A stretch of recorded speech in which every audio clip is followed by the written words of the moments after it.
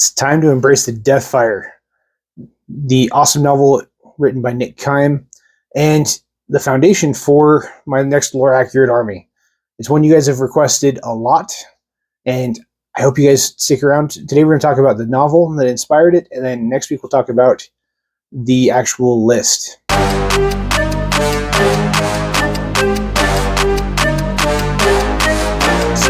It was a lot of fun to actually dive into this. I hadn't really known much about the Salamanders, besides just the memes and the brief bits of history and stuff like that, that you get to know just being in the Warhammer 40k community. It was a lot of fun. They're very different than I expected, and that's something that I found really fascinating. And to be fair, this book I did pick is out of the Horus Heresy, so they may be a little bit different in 40k than they are in 30k, but I kind of hope not. The Salamanders in 30k that come from Vulkan Lives and Deathfire are some of my favorite legions I've seen in a long time.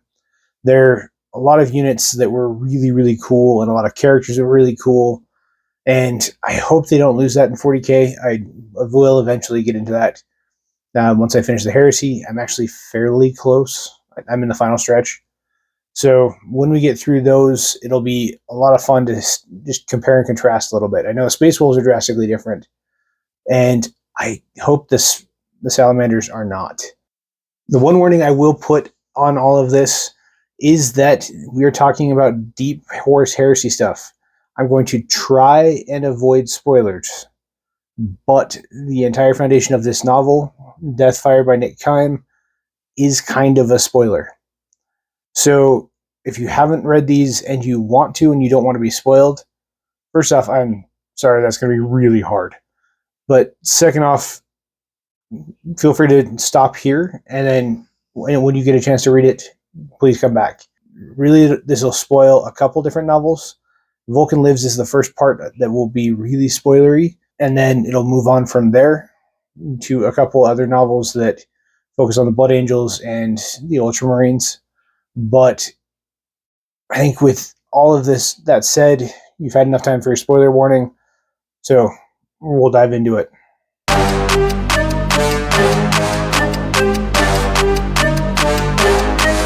Now, as you know, we're deep into the heresy at this point, so I hope you know a lot of what's going on. Vulkan has just escaped Kurz, and then still managed to die at the hands of John Grammaticus. And the Salamanders are trying to come to terms with their father being dead. And a lot of them are not succeeding, including Captain Numeon. Captain Numeon is probably actually one of my favorite Space Marine characters in all of the Heresy so far, with the exception of maybe Gabriel Loken and a few others like that. But his pure devotion to his father and his actual understanding of what it means to be a perpetual is something that doesn't click with the rest of his legion, and he's got to try and find a way to help them with basically the early beginnings of faith that you see in 40k, helping them truly believe that they can actually succeed and get their father back.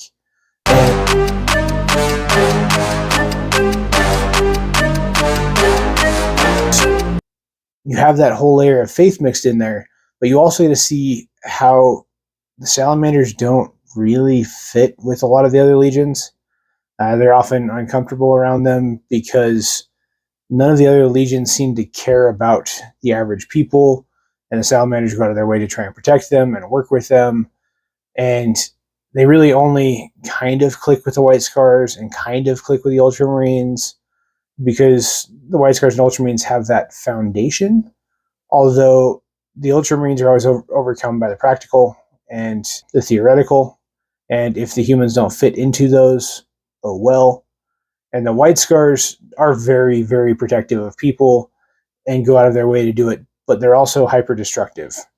And if homes get in the way of an attack, they'll level the home. They may rebuild it afterwards, but they cause a lot of damage because that's their job. And the Salamanders actively try and go around that, and you get to see that a little bit in this novel, which I do enjoy. But you also get a good foundation of what it means to actually be a salamander. That eternal flame that burns inside you as a rage, as the drive to succeed and to create and to do something, is something that is super, super well represented in this novel. And it's an absolute must read for Salamander players and fans for sure. This was one of my favorite novels in this stretch of the Heresy. You do kind of get into some okay novels at this point. There's a lot of them that need to happen to move the story forward, but there's not a lot of them that really truly represent a legion and give you introductions. You do have Scars and a few other novels like that that were fantastic, but you do have a lot of other ones. And if you wanted to, you can go check basically the first half of the story, which is Vulkan Lives, and get my thoughts on that. I struggled so hard because I wanted to just read the part about Captain Numeon and just get a brief summary of the Vulkan parts, because it was so weird. The fact that it feels like he basically wrote two novels and slapped them together. But the two stories were night and day, because this one you got all of the good parts of Vulkan Lives in an entire novel. So this, like I said, was one of my favorites, and I absolutely recommend it. So let's dive into it a little bit and maybe talk about some of the key plot points now that we've had a little bit of an overview, and go from there.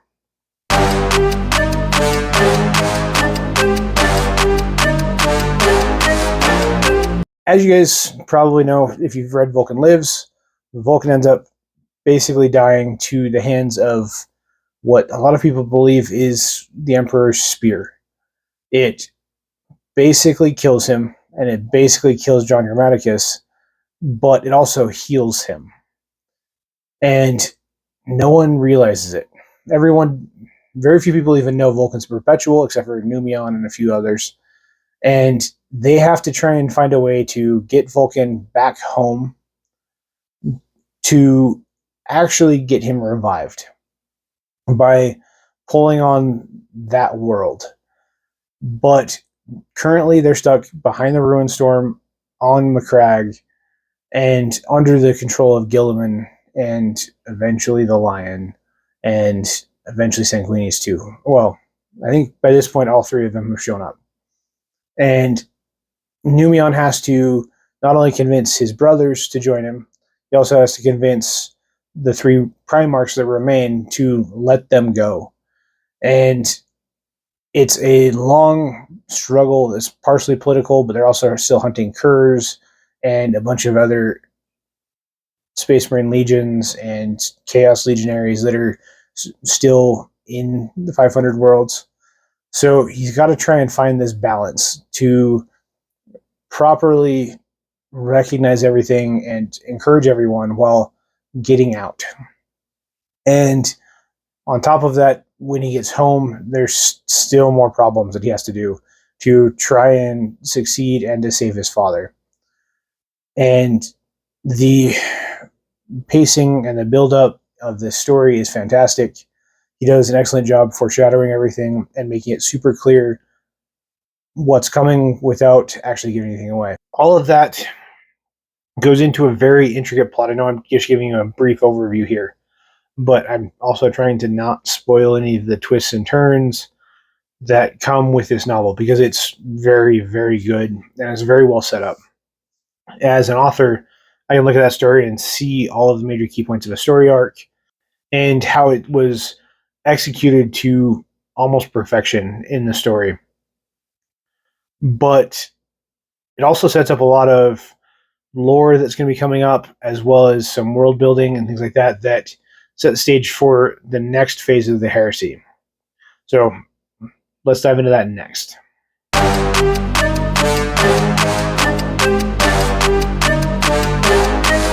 So Deathfire sets the stage for a lot of what's coming in the Horus Heresy. You get to see Imperium Sagundus really actually functioning for the first time. You get to see the rift between the Lion and Guilliman start to form.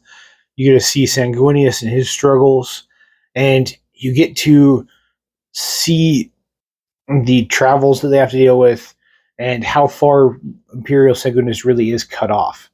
And it kind of helps make it a little bit clearer why Gilliman made the decision he did to assume that the Emperor had fallen. And that was something I had kind of been struggling with before this novel. And it just felt weird that Gilliman would instantly jump to, oh no, the Emperor's dead, just because we can't communicate with him. I'm not even going to try and send anyone out there to figure it out. And especially when in other stories coming up to this, Lorgar flat out tells them they haven't gotten to Terra yet. Angron tells them they haven't gotten to Terra yet. And Gilliman's told at least a half dozen times prior to this novel or immediately after this novel that Horus and his faction haven't gotten to Terra yet. So the Emperor is still alive, yet it just never clicks with him. That tends to be Gilliman's weak point, is once he decides he believes something, that's the facts, and there's no changing his mind. That's something that honestly kind of really bugs me with Gilliman, is how unyielding he is and how inflexible he is, despite his desire to be that. Getting some of his insights into his feelings towards the lion were interesting. You get to see that throughout several of these novels.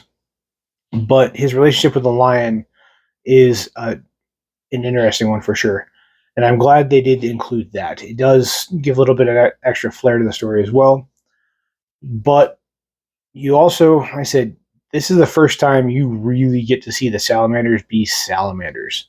You get little pieces through Vulkan Lives where you get to see them before Sven 5 or the few times that they're amongst themselves in rituals and rites. But in this novel, you get to see the full salamander way of being, and it is fantastic. The amount of world building that goes into this was very, very impressive. So now we're just going to talk about some quick pros and cons to this story, what I liked, what I didn't like, and then we'll wrap it up with some final thoughts. So let's talk about pros and cons next.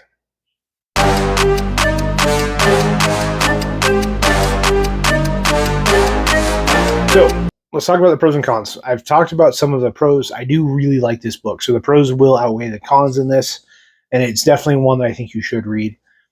Like I said, you do have to, and this is kind of a con, you have to read Vulkan Lives in order to understand this book. I say that's a con because Vulkan Lives was hard, really hard to read. It was a struggle. I kind of wish somebody would go and just split Vulkan Lives into 2 books. I have a feeling if you split them into 2 books, both books would be really good. But because you're flipping back and forth between first person and third person, you're flipping timelines that aren't succinct, and it is just so confusing. It is a real struggle. So having this be the sequel to that is a major con. On top of that, it does seem to drag out at points. There's several more political intrigue sides that draw out a little too far, and then you have scenes towards the end. They're not so much fight scenes. Well, they're fight scenes, but you're really getting to see the salamanders at war the way the salamanders want to be at war towards the end, and it just kind of blows through it. So this book struggles with a little bit of balance issues as well. But like I said, that's not outweighed by, or that doesn't outweigh all of the really good things. Like the characters are fantastic. There's so many good characters in here. Several, even there's some that are unnamed or just minorly mentioned that are so good. Like even all of the Pyre Guard that you get introduced to are such a foundation for who I've kind of come to understand who the Salamanders are through the Pyre Guard and through all of the other salamanders you're going to meet. Their chaplain, who is also kind of a librarian and uses his abilities to help them navigate warp storms, and the rituals that they go through and all of that. You also get to see one of Malcador's Black Shields, who really helps drive the story forward without actually giving away who he is until the end. And that's a whole plot arc as well that I'm not going to spoil. But there's a lot of really good plot arcs and story foundations and subplots and really, really cool things that you get to see how the Salamanders are different from the other legions and why you should like them. Which I think is one of the best parts of the Horus Heresy. Is you do get to see that through a lot of these novels, like Deathfire. You get to see it in the first 3 novels with what will become the Black Legion. You get to see that with Scars, with the White Scars, and so many more. The Fall of Prospero for both the Thousand Sons and kind of Leman Russ's Legion. You get to see him in a lot of different books, but it really does set the stage for what these legions become. And having that foundation as a fan of the lore and a player, I really do enjoy it. So next, let's jump to my final thoughts. We'll wrap this up, and I will see you guys next week for the full list breakdown so that you guys can actually field an army based on this and really get something you enjoy for all of those who maybe considering playing some Salamanders.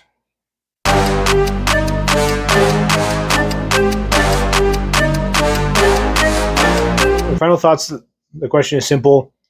Is Deathfire worth reading? And the short answer is yes, absolutely.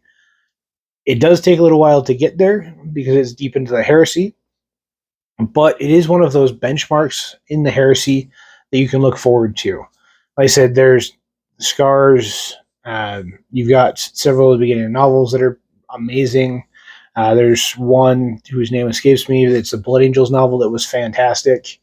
I almost went with that for the next book review, but we're actually going to do Devastation of Baal for that one. And yes, all the people who have been asking for Blood Angels, they are next. We're going to go Salamanders this week and next week, and then Blood Angels the 2 weeks after. Deathfire, definitely a must-read. I would absolutely work your way towards it once you decide to get into the heresy and use it as kind of that establishing benchmark to really let yourself know that you've passed that halfway point and you're on the downslope of the heresy. It is kind of that pinnacle of the mid ground of the heresy for sure. And finally, let me know in the comments below what legions or factions you want me to do a lore accurate army for next. I've done quite a few of them at this point, and it seems like you guys really enjoy them. So, like I said, let me know in the comments below. Don't forget to like and subscribe, and ring that little bell so you get notified next week when we have the next one coming. I'm super excited to show this army to you guys. I put a lot of work into building this list. It's, like I said, it's not usually a hyper competitive list. It is lore accurate. It's based on the people and the factions that are there so you can represent them on the tabletop and really bring your stories, the stories you enjoy, to life on the tabletop, which is something I've talked a lot about lately, and I hope you guys have enjoyed that as well.